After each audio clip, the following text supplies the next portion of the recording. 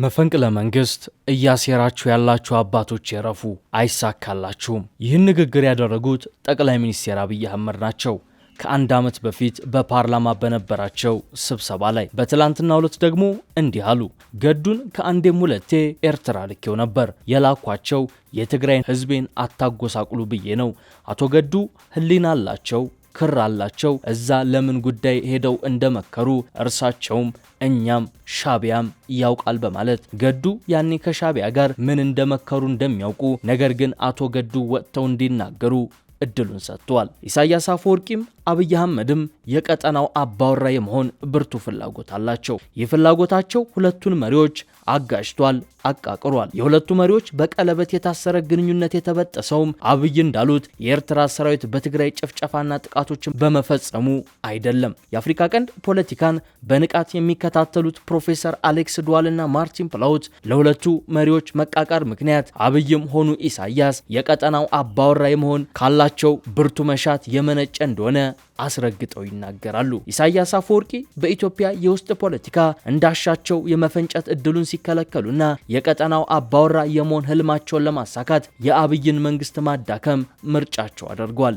መፈንቅለ መንግስት ማድረግና ማስደረግ፣ እንደ ፋኖና የህወሓት አንጃ ያሉ ታጣቂዎችን መደገፍ ከእርምጃዎቻቸው ይጠቀሳሉ። ጠቅላይ ሚኒስትር አብይ በትናንቱ የፓርላማ ውሏቸው አቶ ገዱ ከኢሳያስ ጋር ምን እንደመከሩ ይናገሩ፣ የመከራችሁትና የዶለታችሁብኝን አውቃለሁ ሲሉ ከዓመታት በፊት ገዱ አብይ ላይ ኩዴታ አቅደው ነበር ወይ ብለን እንድንጠይቅ የሚያደርግ አስተያየትን ሰጥተዋል። ባለፈው ዓመትም ጠቅላው ገዱን በስም ሳይጠቅሱ አሜሪካ የተቀመጣችሁ አባቶቼ መፈንቅለ መንግስት እያሴራችሁ ነው ብለው ነበር። የገዱ ስም ከሻቢያ ጋር ብቻ አይደለም አብሮ የሚነሳው። ይልቁንም ከሰሞኑ የግጭት ቀጠና ሆኖ በሰነበተው የወልቃይት ጉዳይም የአቶ ገዱ አንዳርጋቸው ስም ሲነሳ ሲጣል ከርሟል። ገዱና ወልቃይትን ለያይቶ ማየት አይቻልም። በ2008 የፈረሙት የግጨው ስምምነት እነ ኮሎኔል ደመቀ በክህደት የሚያዩት ነው። በወቅቱ ገዱ ወልቃይት የአማራ እንዳልሆነ የግጨው ስምምነትን በመፈራረም አሳውቀው ነበር።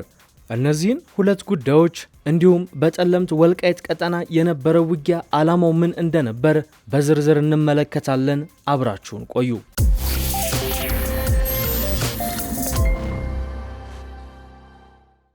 ጠቅላይ ሚኒስትር አብይ ወደ ስልጣን ከመጡበት 2010 መጋቢት አንስቶ አሁን ድረስ አጠገባቸው የነበሩ በርካታ ሰዎች ከእርሳቸው ተለይተዋል። ከቲም ለማ አባላት እስከ የለውጡ ሮድማፕ እኛ ጋር ነው ያለው ባዎች ድረስ ከአጠገባቸው ያልተለየ የለም። ኦቦ ለማ መገርሳ በቀደዱት ወይ ገዱ አንዳርጋቸው፣ ደመቀ መኮንን፣ ታዬ ደንደአ፣ ላቃ አያሌው ከብልጽግናው ፉርጎ ፈልሰዋል። እንደ አንዳርጋቸው ጽጌ ያሉ አዛውንት ፖለቲከኞች ደግሞ ጥቅም የተነካ በሚል ሰበብ ከጠቅላው ርቀዋል። ጠቅላው በ7 ዓመት የስልጣን ቆይታቸው ዙሪያቸውና አጠገቡ ባሉ ሰዎች ተክደዋል ብለው የሚያምኑ አሉ። ጠቅላው ወደ መንበር ሲመጡ አብሯቸው የነበሩ አጋር የትግል ጓዶች ዛሬ ላይ የአብይ ቀንደኛ ተቀናቃኝና ተቃዋሚ ናቸው፣ ወይ ደግሞ ዝምታን መርጠው ከጠቅላው ገሸሽ ብለዋል።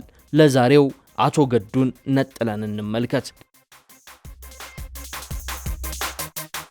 ገዱ አንዳርጋቸውና ሻቢያ ስማቸው አብሮ ተሳስሮ ተነስቷል። የገዱ ምላሽ ገና ቢሆንም ጠቅላይ ሚኒስትር አብይ አህመድ ግን ገዱ ህሊና አለው፣ ክር አለው፣ ባለማህተብ ነው፣ ወጥቶ ይናገር ብለዋል። አብይ አቶ ገዱ ወጥቶ ይናገር ያሉት እኔ አስመራ ልኬው እሱ ግን በጎን እኔ ላይ ዶልቶብኛል ያሉትን ጉዳይ ነው። ከዚህ ቀደም ፋኖ እንዴትና መቼ ተመሰረተ የሚል ጥያቄ ከቢቢሲ የቀረበለት የፋኖ አመራሩ አቶ አስረስ ማረ ዳምጤ ፋኖ በ2011 ጀምሮ መደራጀት መጀመሩን ገልጾ ነበር። የጠቅላይ ሚኒስትሩ የማህበራዊ ጉዳዮች አማካሪ ዲያቆን ዳንኤል ክብረት በበኩላቸው የትርክት ዕዳና በረከት በተሰኘ ባለፈው ዓመት ለህትመት በበቃ መጽሐፋቸው ቡድኑ ከአሳምነው ጽጌ አመራርነት ጀምሮ መመስረቱንና አቶ ገዱ አንዳርጋቸውን ቤተመንግስት ተቀምጠው በተለይም ደግሞ ምሬ ወዳጁ የሚመራውን የምስራቅ አማራ ፋኖን እንዳደራጁ ጽፈዋል። ጠቅላይ ሚኒስትር አብይ መፈንቅለ መንግስት እያሴራችሁ ያላችሁ አባቶቼ እረፉ፣ አይሳካላችሁም ያሉትም ባለፈው ዓመት ነው። አብይ ይህንን ያሉት የቀድሞ የትግል ጓዳቸው አቶ ገዱ አንዳርጋቸው በአሜሪካ ቤተመንግስት የሽግግር መንግስት ሰነድ አስገቡ በተባለ ከሳምንት በኋላ ነው ይህንን ንግግር ያደረጉት። የትላንቱን የፓርላማ ውሎ የተከታተሉ አስተያየት ሰጪዎች አብይ ስለ አቶ ገዱ ያነሱት ሐሳብ የመፈንቅለ መንግስት ጉዳይ ሊሆን ይችላል ይላሉ። በተደጋጋሚ ጠቅላይ ሚኒስትሩ መፈንቅለ መንግስት የሚያስቡ እንዳሉ ነገር ግን እንደማይሳካላቸው ሲናገሩ እንደሚደመጡ በማስታወስም ገዱ ከሻዕቢያ ጋር በማበር ኢህአዴግ ላይ እንዳደረጉት ብልጽግና ላይም ለማድረግ ወጥነው ሊሆን እንደሚችል ያነሳሉ። ከሻዕቢያ ጋር በመዶለት በእንዲህ መልኩ የተከሰሱት ገዱ ሌላም የሚከሰሱበት ጉዳይ አለ። ይኸውም ወልቃይት የትግራይ እንጂ የአማራ አይደለም ብለው መፈረማቸው። ግጨው በሚሰኝ ስምምነት አቶ ገዱ በ2008 ዓ.ም ሰነድ ፈርመው ነበር። ያ ሰነድ ጦሱ አሁንም ድረስ አለ። ከሰሞኑም ግጭት አስነስቶ እንደነበር በስፋት ተዘግቧል። አቶ ገዱ የትግራይ ነው ሲሉ በፈረሙበት የወልቃይት ቀጠና ከሰሞኑ ከባድ ውጊያዎች ተቀስቅሰዋል። አሁንም ውጊያው ይብረድ እንጂ ወታደራዊ ውጥረቱ ግን እንደቀጠለ ነው። በሁለቱ ክልሎች መካከል ይገባኛል ጥያቄ የሚነሳባቸው አዋሳኝ አካባቢዎች በየጊዜው ግጭት ያገረሻል። የሰሜን ኢትዮጵያ ጦርነት ዋና መድረክ በሆኑት በወልቃይት፣ በጠገዴ፣ በጠለምትና በራያ አካባቢዎች ከፕሪቶሪያው ሰላም ስምምነት ወዲህም ቢሆን አለፍ ገደም እያለ የሚከሰት ግጭት ሲቀሰቀስ ነው የቆየው። ከሰሞኑ ዋና የግጭት ማስተናገጃ ሆኖ የሰነበተው ደግሞ የጸለምት አካባቢ ቀዳሚው ሲሆን በራያም አዲስ ግጭት አጋጥሟል። ይህ በየጊዜው የሚያገረሽ ግጭት ደግሞ የአካባቢውን ማህበረሰብ ብቻ ሳይሆን ሁለቱን ክልሎች ጭምር በጦርነት ስጋት ላይ የሚጥል አደጋ ፈጥሯል። በፕሪቶሪያ ሰላም ስምምነት አጨቃጫቂ ቦታዎች ተብለው የተለዩት እነዚህ አካባቢዎች እስካሁን ድረስ ዘላቂ ሰላማዊ መፍትሄ ሳያገኙ ከነ ውዝግባቸው መቀጠላቸው ለመላ አገሪቱ ሰላምና መረጋጋት መመለስ ከባድ ፈተና ደቅኗል። ግጭቱ በአንድ ሳምንት መልሶ ረገብ ማለቱ ቢነገርም አሁንም ያልተረጋጉ አካባቢዎች ከመኖራቸው ጋር ተዳምሮ አጋጣሚው ለአገርም ለቀጠናውም የሚተርፍ ቀውስ ሊያስከትል ይችላል የሚለው የስጋት ደመና አሁንም ሙሉ ለሙሉ አልተገፈፈም። በዋናነት ታዋቂው የዋልድባ ገዳም መገኛ በመሆኑ የሚጠራው የጠለምት አካባቢ በሰሜን ተራሮች ግርጌ፣ በስተ ምስራቅ ከተከዜ ወንዝ፣ በስተ ምዕራብ ደግሞ ከወልቃይት ጠገዴ አካባቢዎች ጋር ተጎራብቶ የሚገኝ አካባቢ ነው። በተራራና ሸለቆች የተሞላው አካባቢው የአክሱም ስልጣኔን ከዛጉዌ ስርወ መንግስት ጋር ማገናኛ ድልድይ በሚል በታሪክ መጽሐፍት ይጠቀሳል። ማሽላና ሰሪጥ በማምረት የሚታወቀው ወደ 2656 ካሬ ኪሎ ሜትር እንደሚሰፋ የሚነገረው ይህ አካባቢ የ1977 ድርቅን ጨምሮ በምግብ እጥረትና በድህነት ሲጠቃ የኖረ አካባቢ ነው። የታላቁ ተከዜ ገባር በሚል የሚጠቀሱት የጃምአ፣ አንጿ እሸት፣ ላግ እሸት የመሳሰሉ ወንዞች መፍሰሻ ነው የሚባለው ይህ አካባቢ እንዳለው የተፈጥሮ ጸጋ ስሙ በተር ላይ የሚነሳ ሳይሆን በችግርና በድህነት ተደጋግሞ የሚወሳ ነው። የሰሜን ኢትዮጵያ ጦርነት ከፈነዳ ወዲህ ደግሞ አካባቢው በነባር ችግሮቹ ላይ የግጭትና ጦርነት ስጋቶች ተደራርበውበታል። ከሰሞኑ በዚህ አካባቢ ስለተነሳው ግጭት መረጃ የሰጡ አንዳንድ ወገኖች እንደሚጫራ፣ አንበሳ ማበር እንዲሁም ማይዳጉሻ ባሉ አካባቢዎች ግጭት እና ውጊያ እንደነበር ያነሳሉ። አንዳንዶች ደግሞ ጠለምቲ፣ ለአላይ ጠለምቲ እንዲሁም ማይጠብሪ ጭምር ግጭት እንደነበር ጽፏል። ይሁን እንጂ በተለያዩ ስሞች ቢጠቀስም በአካባቢው ቢያንስ በሶስት ቦታዎች ግጭት አጋጥሞ እንደነበር ማረጋገጥ ችለናል። በምዕራባዊ ማዕከላዊና ምስራቃዊ የጠለምት አካባቢዎች ግጭት ነበር የሚለው ብዙዎች ደግፈውታል። ይህ ግጭት ደግሞ በትግራይ የጸጥታ ኃይልና በአገር መከላከያ ሰራዊት መካከል የተካሄደ ነው። በትላንትናው ዕለት በፓርላማ ቀርበው የመንግስታቸውን የግማሽ ዓመት ሪፖርት ያቀረቡት ጠቅላይ ሚኒስትር አብይም በትግራይና በአማራ ክልሎች የማንነት ጥያቄ ስለሚነሳባቸው አጨቃጫቂ አካባቢዎች የመንግስታቸውን አቋም በይፋ ቀርበው ነበር። እንዲህ በማለት የተፈናቀሉ ሰዎች መመለስ ይፈልጋሉ። ለምሳሌ ጦርነቱ ሲጀመር ከኢሉባቡር ወደ ትግራይ ሸሽተው ሄዱ ሰዎች ነበሩ።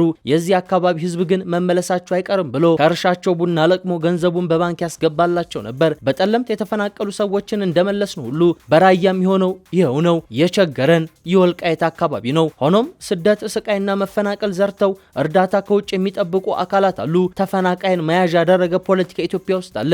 የትግራይ ህዝብ ከየትም ቢፈናቀል መመለስ አለበት። በወልቃይት በሰላም የመኖር ህገ መንግስታዊ መብት አለው በማለት የመንግስታቸውን አቋም አስቀምጠዋል። የሰሞኑ ግጭትም ሆነ ትንኮሳ የመንግስታቸው ስጋት እንደማይሆን የሚጠቅሱት አብይ የህወሓት የፖለቲካ ኃይል አሰላለፍ መለዋወጥም ሆነ የሻዕቢያና የሌሎች ኃይሎች ሰልፍ እንደ አመጣጡ ምላሽ የሚሰጠው ችግር መሆኑን ተናግረዋል። መንግስት ይህም ቢልም በጠለምት በራያና በአፋር ድንበር አካባቢዎች ተደጋግመው የሚከሰቱ መለስተኛ ግጭቶች በዘላቂነት ካልተፈቱ በሂደት የተባባሰ ውጤት ሊኖራቸው እንደሚችል ግን ብዙዎች ስጋታቸውን ያነሳሉ። ይህን ደግሞ ዓለም አቀፍ አካላት ጭምር ሲጋሩት ይስተዋላል። ከሰሞኑ ለተፈጠረው ግጭት መግለጫ ያወጣ እንግሊዝ ዜጎቿ ወደ ሰሜን ኢትዮጵያ አካባቢ እንዳይሄዱ አስጠንቅቃለች። የአውሮፓ ህብረትና የአፍሪካ ህብረት ግጭቱን ወዳልተፈለገ ሁኔታ ሊያመራ የሚችል እጅግ አደገኛና አሳሳቢ ሁኔታ እንደሆነ ተናግረዋል።